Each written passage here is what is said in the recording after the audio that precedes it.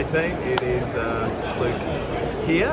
We were considering doing all TAF videos all the time from here on in, but we've had some solid advice from the Australian delegation that is not what they want us to be doing. So this is a much more sedate, measured, let me sum up crew that you find this Tuesday evening. The good news is we're going to bring the energy, because we've had a very exciting day today, COP27, day 9.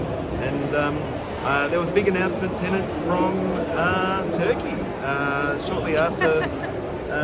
Shortly before Minister Bowen stepped up onto the stage. Australia stepped onto the stage and made some ringing declarations, but we were gazumped by Turkey declaring that they also want to host COP31 in 2026. So it is on, like Donkey Kong, Australia and Turkey.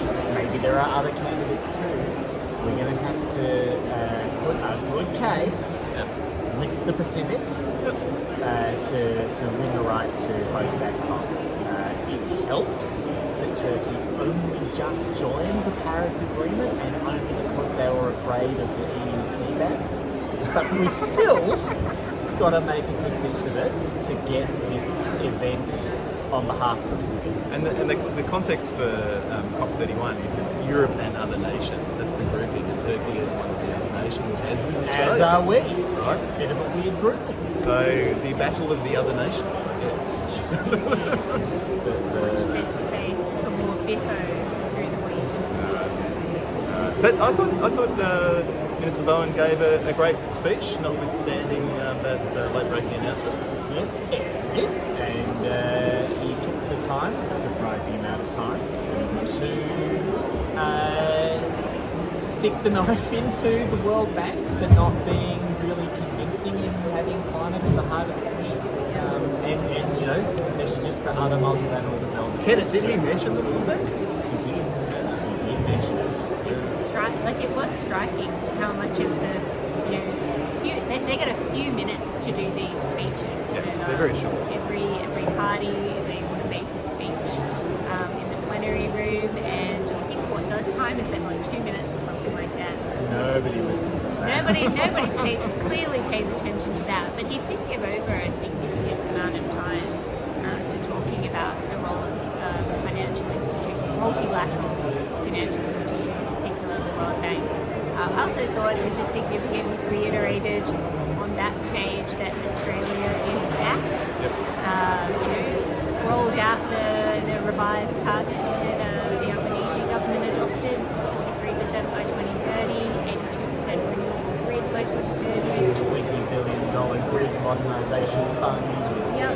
And actually, and I should have led with this, but he greeted the audience in the language of the traditional owners of the Torres Strait, which was a really lovely acknowledgement as well. The simultaneous translators were baffled by that one. We were listening to the earpieces. They'd just been doing Turkey. They didn't have one on hand to handle that, but it was a beautiful moment. So some fairly strategic interventions from Minister Bowen at the level of high politics, but there's also a lot of interventions happening around the negotiating table. There's loads going on, and as you can imagine, around the grounds of COP, there are various briefings going on the state of negotiations, especially for business groups that are here. They're like very keenly interested in the progress on negotiations around Article 6, which this COP are very much down in the weeds, in the detail, and probably unintelligible to most people who don't have a negotiator in their title. It feels like there's just a huge volume of work to work through, so I think the negotiations have taken a lot longer than they thought, well into week 2 of COP. Not because there's really too much contentious issues in what they're working through, but just that there's a lot of it. I wanted to touch on the issue of loss and damage, which has been one of the, if not the hot button issues at this COP, also dealt with the African COP as well. Because it's really about the role and the responsibility of developed nations to compensate and help developing countries rebuild or deal with extreme weather change that they're not responsible for because they've not been the ones historically putting the emissions up into the atmosphere. So this idea of financial compensation for those countries is at the heart of a pretty intense round of talks, and it's the first time it's been an official item on the agenda of a COP. So there's as we understand it, a contingent of countries that would really like to see a very firm commitment out of this COP to some kind of mechanism or financing facility agreed to at the end of it, and spend the next couple of years figuring out what that looks like.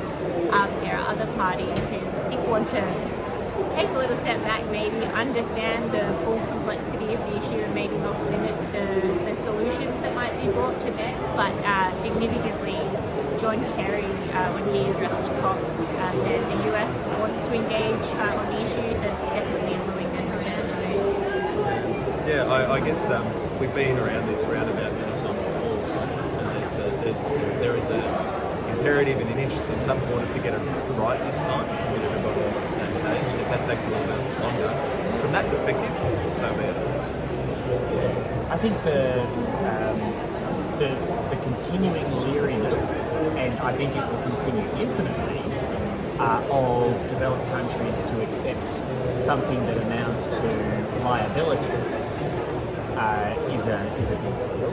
But they are moving in terms of accepting that a significant financial commitment around addressing loss and damage needs to be made, and it's going to take a lot of years. But with public funding being a significant chunk of it. All right. Well, on the Twitters, there has been a little bit of back and forth that I've been part of around the lack of really solid efficiency content here at COP. It's fairly thin on the ground. These two, strong supporters of this view. We've been having those chats around the Australia Pavilion for sure.